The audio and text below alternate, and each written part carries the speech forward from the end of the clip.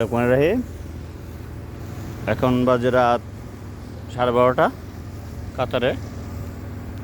তো এখন আমি আসলাম আমার ওই মুদির আম্মাকে নিয়ে।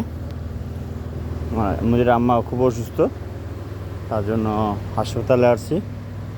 আর যেই হাসপাতালে আসছে এটা শুধু যারা আর্মি, পুলিশ, বিডিআর মানে আরব দেশে যত পুলিশেরই আছে, শুধু এটার জন্য। যেমন বাংলাদেশের ক্যান্টনমেন্ট, তেমনি এইটা আমি দূরত্ব দেখাইতেছি। এই যে হাসপাতালটা, এটা সরকারি হাসপাতাল, শুধু যারা আর্মি, পুলিশ তাদেরই এখানে চিকিৎসা হয়, তার পরিবারকে।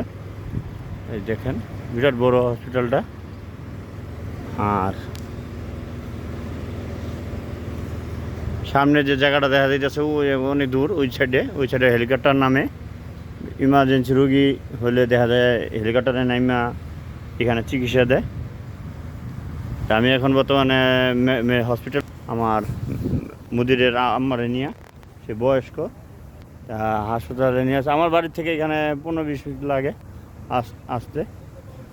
অলরেডি হাসপাতাল, বর্তমানে ইমার্জেন্সিতে আছি। এই ইমার্জেন্সি হয়ে গেছে, এখনও শেষ হয় না। শেষ হইলে দেখা যায় তাকে নিয়ে বাসায় চলে যাবো।